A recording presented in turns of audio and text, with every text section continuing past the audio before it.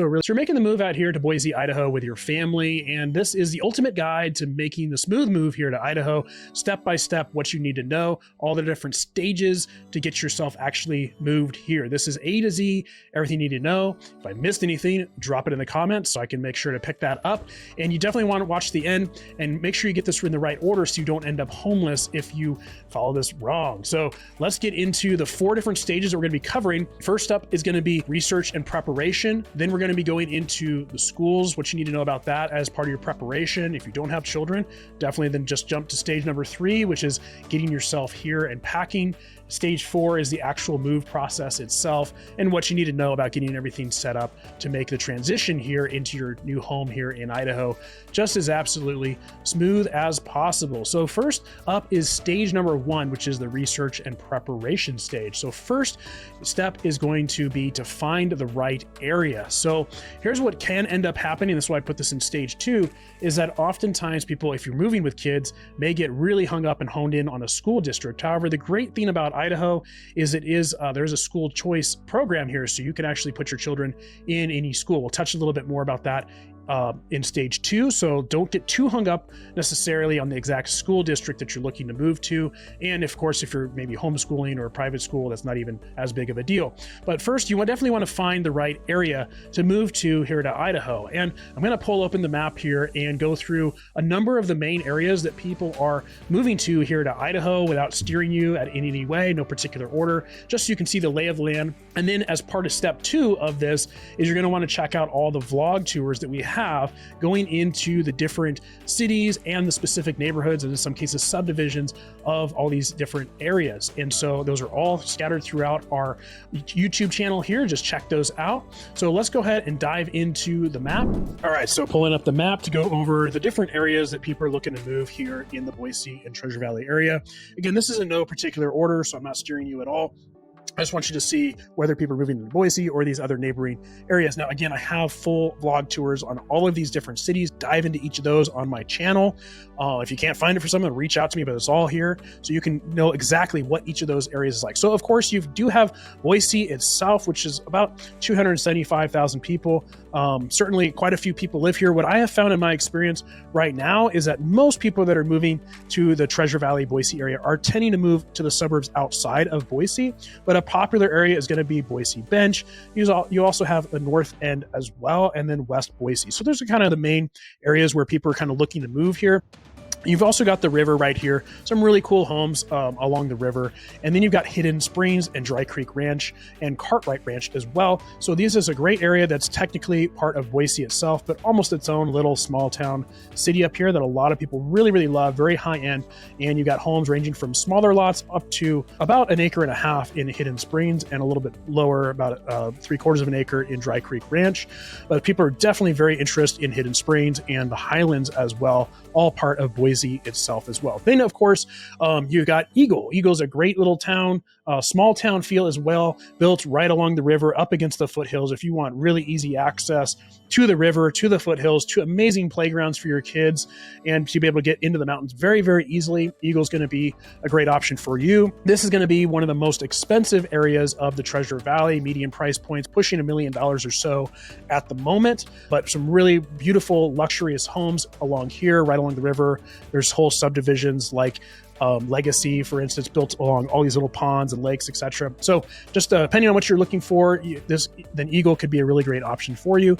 Meridian, that's certainly kind of the hub of Treasure Valley, aside from Boise itself. You do have the village located right in the center of Meridian. You got Trader Joe's, Costco, and we also have an In-N-Out coming to Meridian soon, also in Boise coming soon too.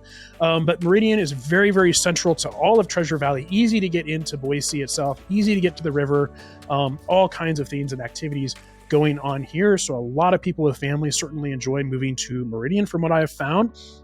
And Meridian is broken up into kind of Central Meridian, North Meridian, north of Chinden here, and then South Meridian, south of I-84. Now, if you're getting value out of this video and this channel, just hit the subscribe button down below. You get notified every single week as we come out with new videos, and hit the bell so you do get notified. It really helps our channel out, and it helps you stay up to date on all the latest going on here in the Boise and Treasure Valley area. And hit that like button so other people just like you can find this video as well. And then moving over to the west a little bit, now you got the little town of Star. Star is a really quaint little town of about 14,000 people or so, also growing quite rapidly as well, but it has really done a great job of maintaining its small town feel. They have a great community plan in place in order to grow sustainably. And Star is going to be a little bit less expensive than Eagle. So a lot of people that are looking at Eagle are also taking a look at Star. It is going to have a little bit more of a country vibe to it than the more upscale Eagle. And then going west from there, you do have the small town of Middleton, right around 10,000 people. Again, people looking at Star are also taking a look at Middleton, a little bit more affordable, can get a little bit more land potentially out in Middleton as well. And Middleton actually pushes into Caldwell. I'll slide the map over here a little bit so you can check this out. Now, Caldwell and Nampa, there's a lot of similarities, so I'm going to touch on both of these at the same time. People looking at Nampa tend to look at Caldwell. Caldwell has a really fun Indian Creek Plaza located in it, which is a great place that we love taking our kids. We live in Nampa ourselves, but we love going to Indian Creek Plaza. There are something like 260 events, I believe, throughout the year here. Splash pad, live concert events. You can go to the bar and grab a cocktail to go, canned cocktail to go, and sit at the chairs and watch the concert. All kinds of fun events, and like I said, the splash pads, and the huge ice rink during the winter as well. The ice ribbon, they call it, which is super fun to go to. And Caldwell pushes into the Snake River Valley. I'm going to switch this into satellite mode so you can see this. And so it does push into the Snake River along here, into, you got Sunny Slope and all the wine country right along here. So if you're looking for more of a country feel, you can definitely push out this way to West Caldwell and get a little bit more land. Or there's a lot of great subdivisions in Caldwell also. And then, of course, you've got Nampa and a lot of really great subdivisions in Nampa. Both Caldwell and Nampa are going to be more affordable compared to places like Meridian and certainly Eagle or Star. Basically looking at about $100,000 less for Nampa and Caldwell as opposed to Meridian, $150,000 less than Star, and a couple $100,000 for sure less than Eagle for similar types of homes. It does border up against Lake Lowell, which is a man-made lake, which you can recreate on for a couple months out of the year. And then also Nampa does have a lot of farmland as well, and some larger lots that you can potentially purchase and have, some acreage as well. And then finally, as we moved left, kind of counterclockwise, is you have the town of Kuna. Just touching real quick before Kuna is Caldwell and Nampa. Those are about 160,000 or so people between the two, 100,000 Nampa, 60,000 in Caldwell. And then Kuna has about 25,000 people as well. Mostly subdivisions going in here. You can get some smaller, some acreage property here also, but also a really beautiful area, very easy access up Highway 69 to get you into Meridian and into downtown Boise.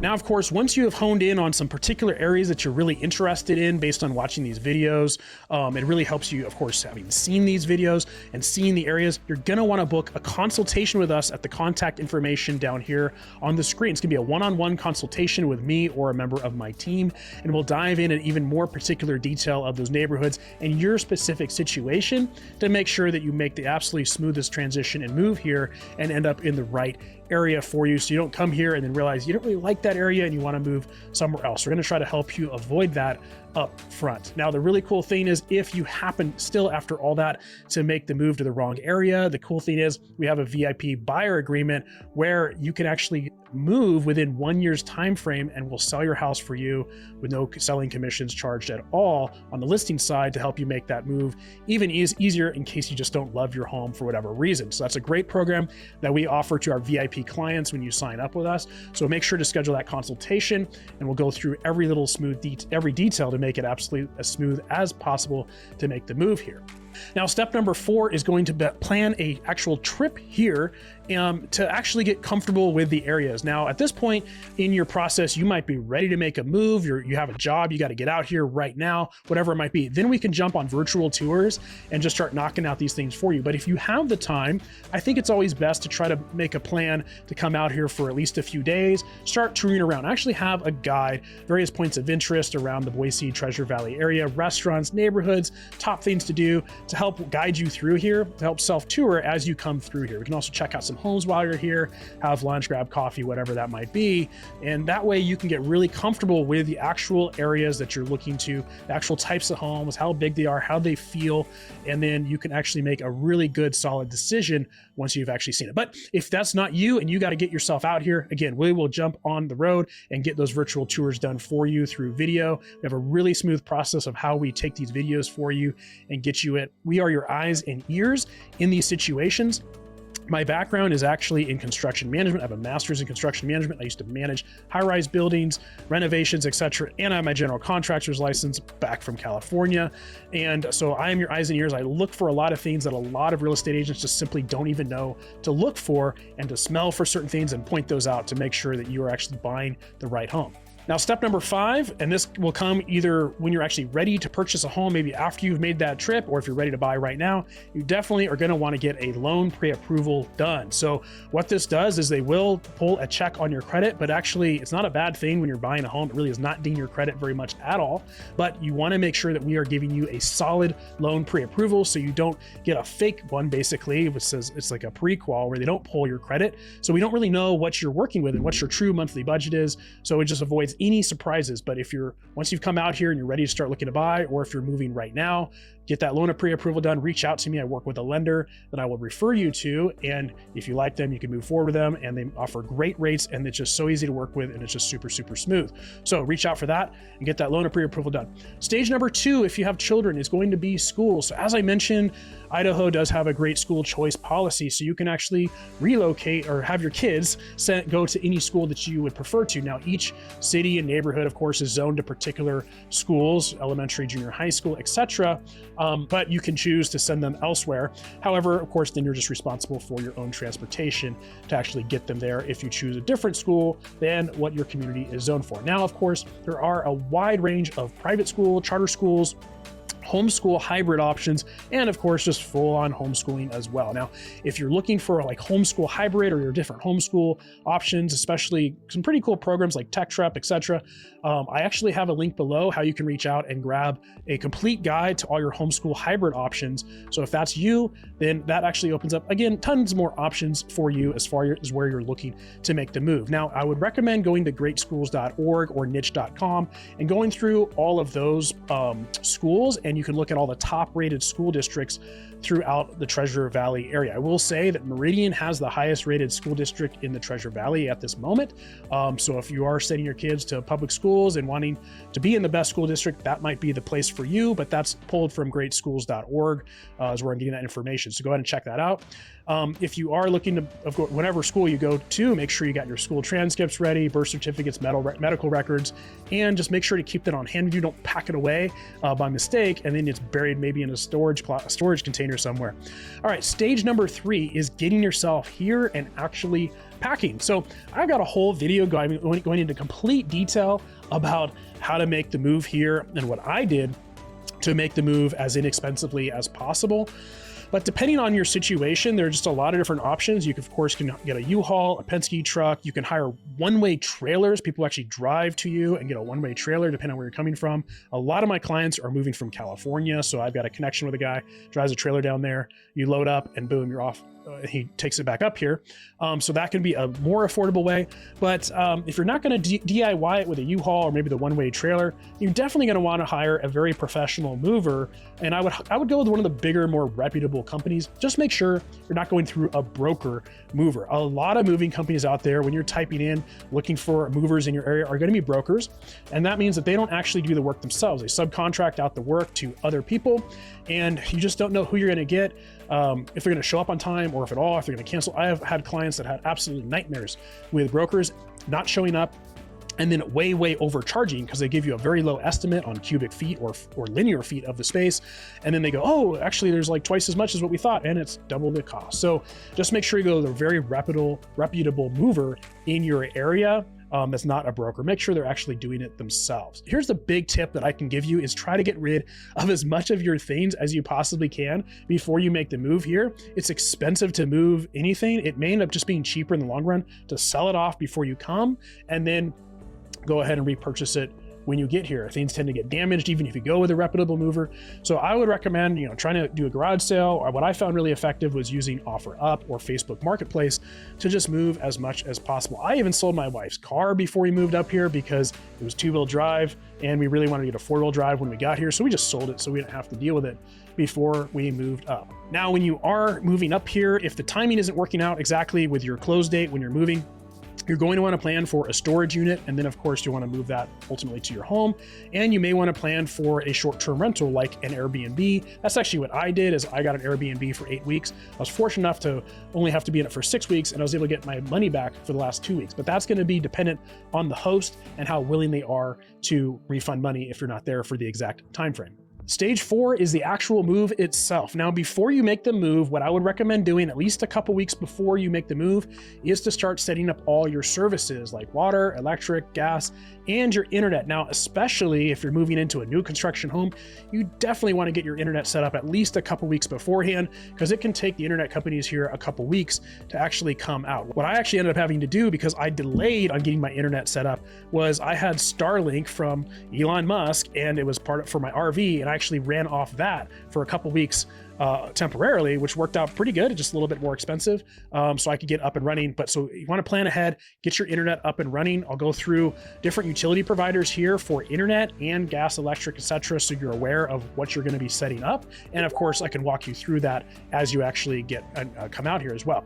Number 2 is plan your drive. Now, I was moving from San Diego, so we're crazy, and we actually just did the whole entire drive in one day, which was difficult with a U-Haul because you just are not driving nearly as fast. So I think the whole trek up here was stopping with our kids multiple times, etc., was somewhere around 17, 18, 19 hours, something like that.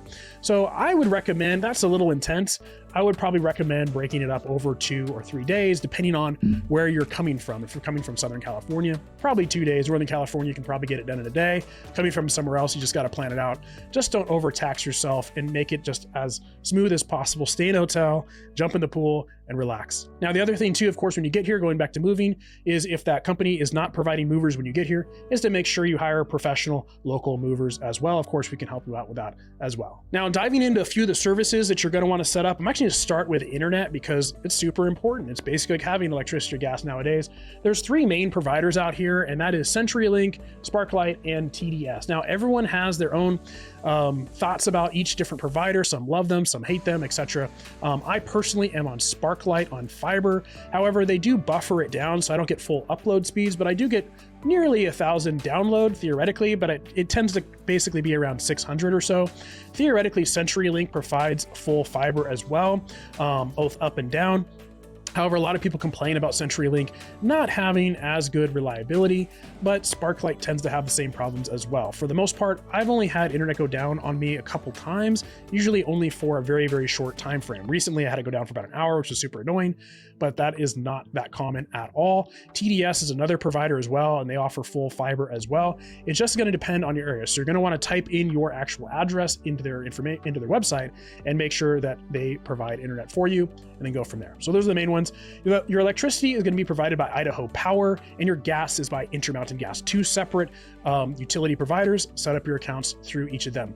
Then your domestic water and your irrigation water, which are 2 separate things, are going to be provided through your local city's public works department. So whatever city you're in, whether that's Boise, Meridian, Star, etc., you're going to want to go through that actual provider and set up your water and your irrigation, again, separate. And then your trash and recycling is also going to go through them as well. So all that's going to be through through your local city government. Well, look, that is everything you need to know about making the smooth move here. If you are looking to make the move here, again, schedule your one-on-one consultation so we can walk you through exactly in detail for your situation, how to make the move here and how we can help you. We absolutely love helping people just like you and you and you and you make the move here to Idaho. And if you are wondering what the cost of living is here in Idaho, just check out this video right here, which is going to go through all the costs so that you're not surprised when you're making the move here. I'll see you on that video.